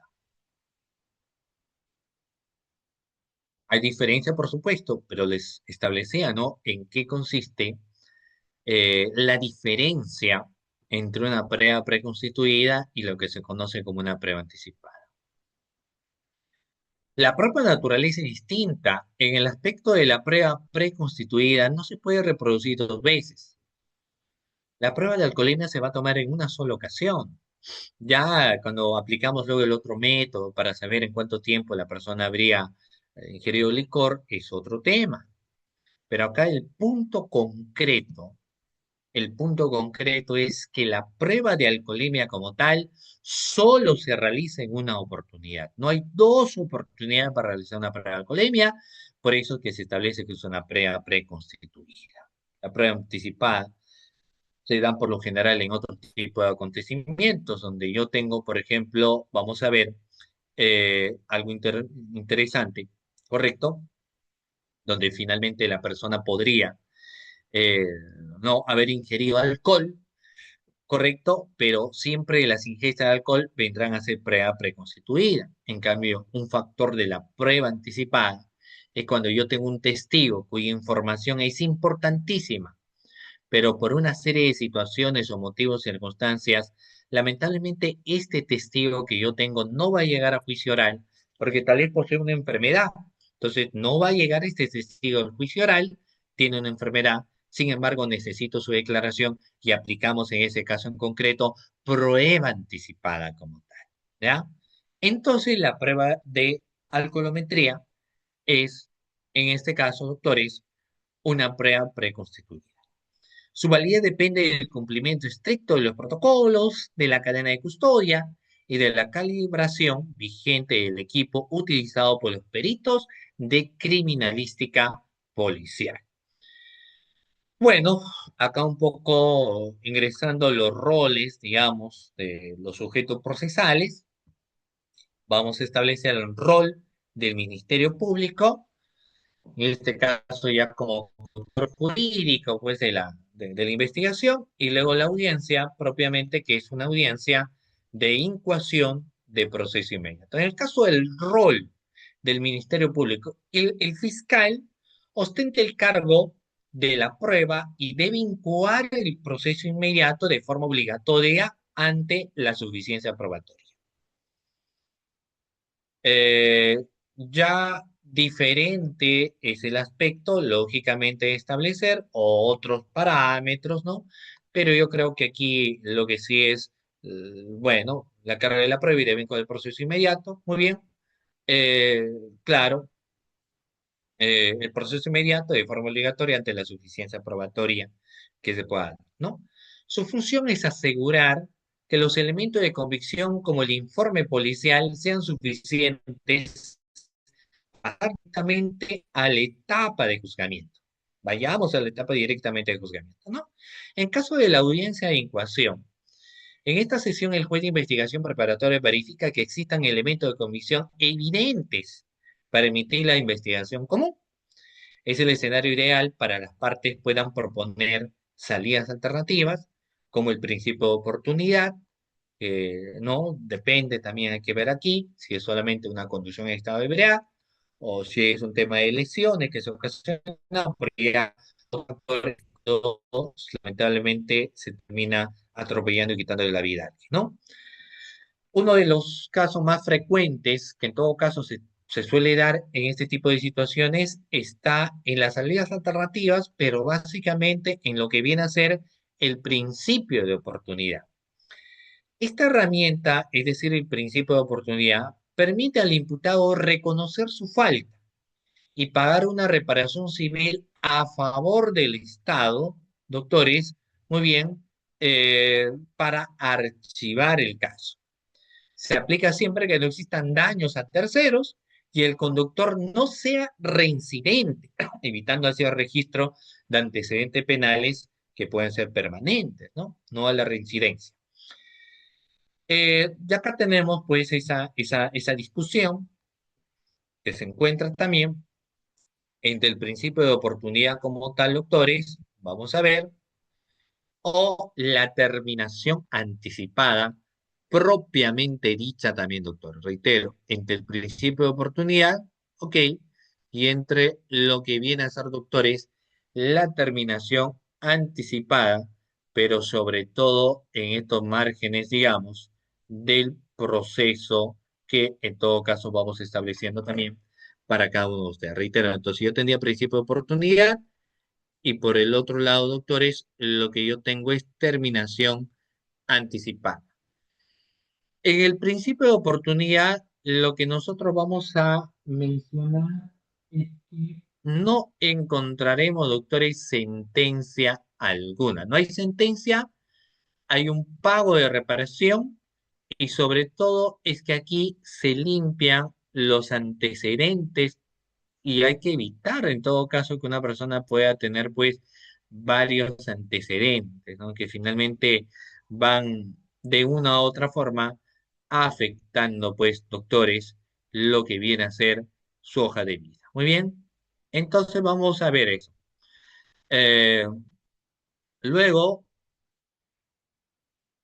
vamos a ver el caso de la terminación. En el caso de la terminación, y es una regla también, doctores, muy interesante, pero vamos a establecer aquí otros factores más, sobre todo en el aspecto de la terminación. Por ejemplo, en el caso de la terminación, hay sentencia condenatoria, ¿correcto? Reducción de la pena un sexto, y el tema es que en este caso en concreto sí va a generar lo que son los famosos antecedentes penales.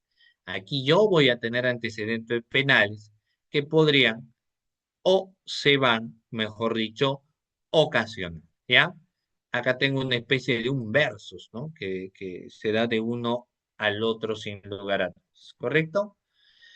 Tengo aparte de eso esta casación, que es muy importante, doctores, y que nos establece fundamentalmente lo siguiente. Reitero en los parámetros, pero propiamente lo que va a venir a hacer, doctores, es una casación y lo vamos a ver a continuación, ¿ya? Uno de ellos guarda mucha relación con los aspectos, naturalmente, lo que viene a ser la flagrancia presunta, ¿no? La cuestión de flagrante presunta en la cual una persona pues podría encontrarse o podríamos encontrar, ¿no?, en estos factores que yo les estoy señalando. La casación 622-2016 Lima Norte analiza la doctrina y doctores vayan levantando su mano los que tenían alguna pregunta, termino esta PPT y para alguna pregunta, ¿ya? Vamos a ver entonces lo siguiente, doctor. Vamos a ver. Miren, eh,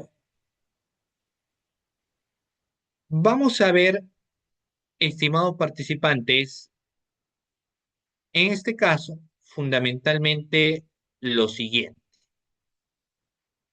¿Qué va a suceder acá? Casación 692-2016. Vamos a ver acá.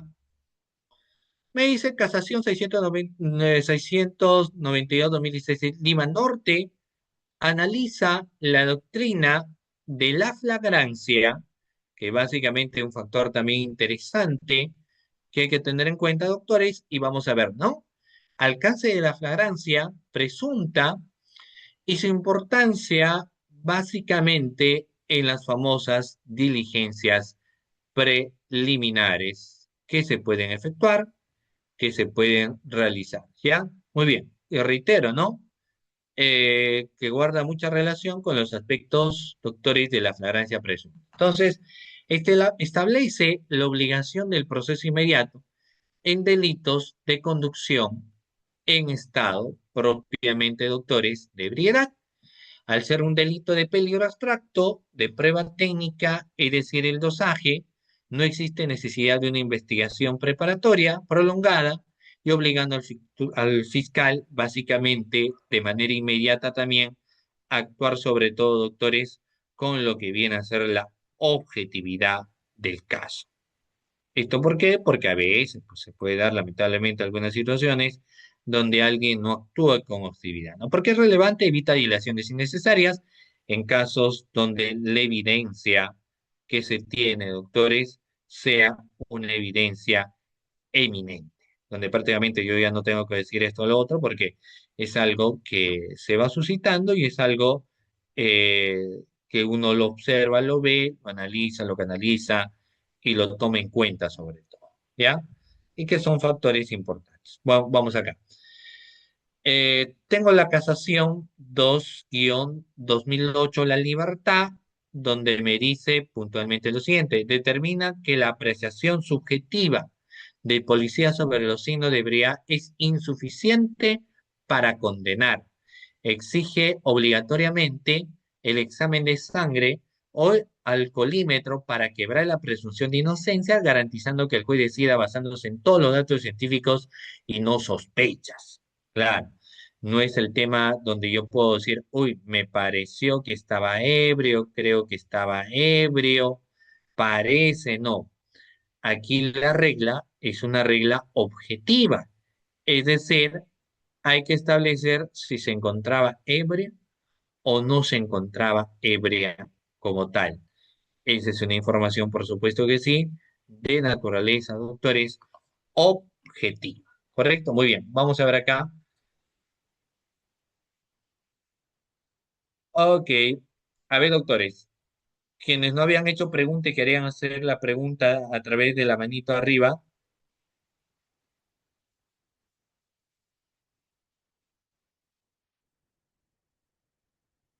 A ver, voy a empezar con la doctora Gladys.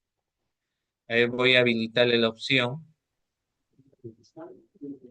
Doctor, buenas noches. ¿Me escucha? Sí, doctora, le escucho muy bien. Sí. Doctor, mi pregunta va en cuanto a la terminación anticipada y principio de oportunidad. El principio de oportunidad se da en las diligencias preliminares solo en fiscalía. Es lo más viable. Solamente hablamos de estado de ebriedad, ¿no? Sin lesiones, sin nada. ¿Se puede solamente ahí Claro, concluir? ¿Ya no es necesario Sí. ir a terminación anticipada? No, pues, ¿O por qué no, o por qué se da no, ya el proceso de no, incoación si se puede terminar no. solamente con principio de eh, eh, oportunidad? No, pues simplemente se termina con el principio de oportunidad y ya no hay una cuestión de proceso inmediato, en base a la regla del artículo 2. Otra cosa muy diferente es que no haya habido primigeniamente un principio de oportunidad, si no se Ah, hayan ya. ido a la incoación de un proceso inmediato y Ah, en por el proceso desconocimiento, inmediato ¿no? Ah, ya, doctor. y en el proceso inmediato recién quieran arribar a un principio de oportunidad ahí, en el proceso inmediato. Lo otro es que primigeniamente lo puedan hacer sin la necesidad de recurrir, doctores, a un proceso inmediato como tal. ¿Ya? Claro, claro. Gracias, doctor. Muy amable. Ok, muchísimas Aclarado. gracias. La doctora Karen. Sí, doctor, buenas noches con todo. Doctor, yo asumo que si arriban a un principio de oportunidad hay un monto que pagar y precisamente ese monto, creo que es un EIT, no tengo exacto la suma, pero eso sería óbice para que otras personas no se acojan al principio, entiendo, y esperar a a la terminación. ¿O por qué tendrían que irse entre uno u otro beneficio? ¿Por qué? No, depende de lo que uno finalmente decida. Por eso es que son mecanismos de simplificación procesal, porque claro, finalmente, si yo digo, ¿no?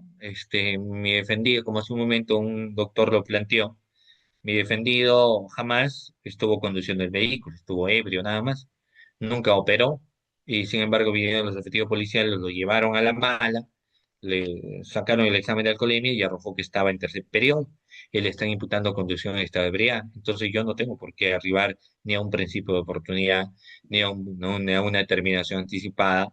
Lo ideal sería que yo lo batalle en proceso común. Ahora, el otro está en el punto de que si alguien reconozca, por ejemplo, que ha conducido el vehículo estando ebrio, y hay que ver, ¿no? Porque si uno asume rápidamente el caso, podrías arribar a un principio de oportunidad. Lo otro, por lo general, como es un aspecto de flagrancia y el abogado no se encuentra ahí, ya el fiscal lo que dijo, bueno, flagrante delito, ¿no? Por haber lo detenido después del examen de alcoholemia y ponemos de conocimiento inmediatamente, ¿no? Del Ministerio Público y el Ministerio Público incúa proceso inmediato para que la otra parte negocie, pues, ¿no? O sea, se vea. Porque ¿cuál es la naturaleza del proceso inmediato? Lo mejor para mi defendido. Si yo veo que le quieren de forma definitiva, digamos, su licencia de conducción quitar, entonces yo digo, pero es un único medio de subsistencia, tal vez yo no quiera incoar un proceso inmediato. Tal vez yo quiero incluir un proceso inmediato, pero me parece que el monto es elevadísimo, entonces yo tengo opciones también. Una de las opciones es que tal vez el pago no sea de golpe, sino que sea un pago fraccionado, por ejemplo. Entonces, va a depender, doctores, va a depender de muchos aspectos, ¿no? Y todos estos aspectos que finalmente dependen o no dependen, pues bueno, nos va a permitir establecer ese aspecto, ¿ya? Muy bien. Entonces, eso es algo que, como yo les decía, ¿no? Siempre debemos nosotros establecer y siempre debemos tener nosotros en cuenta, muy bien, y que resulta siendo, lógicamente, también, doctores, una regla interesante que debemos no solamente tener en cuenta, sino analizarlo también en cada caso. Por eso es que varía. A veces es cierto, uno no quiere tanto en el pago, pero no se olviden que el pago puede realizarse de manera fraccional. ¿Correcto? Ok. Entonces, estábamos acá, doctores. Tengo entonces la casación 692-2016 Lima Norte, por ejemplo. Casación 2-2008 La Libertad determina que la apreciación subjetiva del policía sobre sí no debería es insuficiente para condenar y exige obligatoriamente el examen de sangre o alcoholímetro para quebrar la presunción de inocencia, garantizando que el juez decida basándose en datos científicos exactos y no solamente sospecha, ¿no? Ya las penas accesorias guardan relación también, doctores, con la inhabilitación a la persona. Y estos aspectos de inhabilitación, pues son variables también. Yo puedo tener en cuenta algunos factores donde me establece fundamentalmente, doctores, cuando establecemos inhabilitación a un individuo o incluso por qué factores también se podría establecer la naturaleza propiamente de la inhabilitación, ¿no? Bueno, acá tengo el tipo de flagrancia, hemos señalado, derecho del imputado en el proceso común, son las mismas que en todo caso establece el artículo 71, ¿no? La responsabilidad penal y administrativa no son iguales, difieren en cada caso, algo diferente de la responsabilidad propiamente penal que una persona tiene y otra muy diferente, los factores de las responsabilidades, pero de naturaleza, por ejemplo, doctores administrativos. Entonces, el conductor enfrenta dos procesos paralelos, la multa administrativa impuesta por la municipalidad y la sanción penal del Poder Judicial. Aunque ambas esferas son distintas, ambas buscan castigar la puesta en peligro de la seguridad colectiva y prevenir futuros accidentes mediante sanciones pecuniarias o restrictivas, ¿no? Muy bien, doctores. De esta manera cerramos la sesión de clases del día de hoy, agradeciéndoles a cada uno de ustedes que han estado presentes en esta sesión de clase y ya nos estaremos viendo en una próxima oportunidad. Un abrazo, cuídense muchísimo.